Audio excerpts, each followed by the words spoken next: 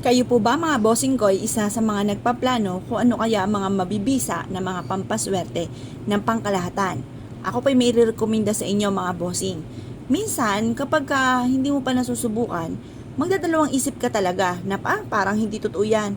Pero mga bossing, once na sinubukan po ninyo at kayo ay nag-focus at naniwala na makakamit nyo lahat ang mga pangarap po ninyo at sa pamamagitan ng mga ganitong mga pamamaraan ay smooth nyo po nga makakamtan ng mga pangarap ay makakamtan nyo po yan. Ako pa mga bossing ko, wala naman akong pambili mga bossing ko dati ng mga pampaswerte. Ako pa mga bossing ko ay nag-focus lamang, nag-wish po ako. Sabi ko pa nga po, kasabay na rin ng pagdadasal sa mahal na Panginoon. Sabi ko pa nga po, bigyan lang ako ng isang pagkakataon. Hindi ko to sasayangin, lalo kong sisipagan, lalo kong gagalingan at kailanman ay hindi na ako laging namumblema sa mga ganitong mga pamamaraan.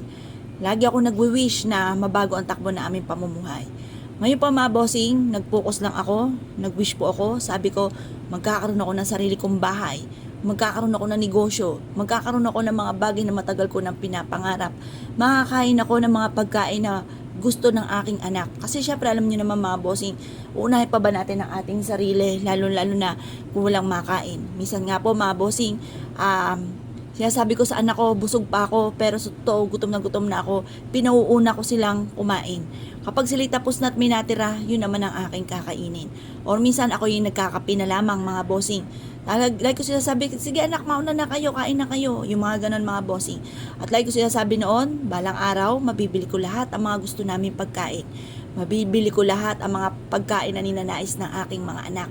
Pag nga po kami pupunta ng mall, yung Sunday na ice cream lamang aking tas ikot-ikot lang. Pero napakasakit sa kalooban na may gusto sila. Pagpunta namin doon, tuwan-tuwa sila. Pero pag papauwi na kami, umiiyak na sila. Kasi syempre alam mo mga bata, may mga gustong mga laruan, may mga bagay na gusto. Kaya lang wala tayong kakayahan na bilhin ito. Napakasakit bilang isang magulang ang ganon sitwasyon mga bossing. Ngayon pa mga bossing, pinagdaanan ko pa mga ganyan. Ako'y umiiyak. Like ko sinasabi, bigyan lang ako ng pagkakataon at talaga naman sisipagan ko. Ngayon pa mga bossing, subukan nyo po ito kasi ito po ginamit ko rin pampaswerte. I-wish nyo po dito, ibulong mula sa inyong pong puso. Gamitin natin siyang amulet mga bossing. Ito po ay makakatulong upang sa ganon magtuloy-tuloy ang pasok ng swerte at lahat ng mga pangarap ay matupad. Proven po ito basta't may 100% kang paniniwala sa mga gatong mga pamamaraan. Ngayon pa mga bossing, kung kayo po naniniwala at nais po itong gawin, lumarga na po kayo dahil proven po ito mga bossing, itong ating luya. Pagkatapos ibilad nyo ito sa sinag po ng araw at ito po mga hanggang alas 8 ng umaga. Pagkatapos ilagay na sa inyo pong bag, bitbitin kahit saan kayo magtungo at susundan naman po kayo ng puro kaswertehan.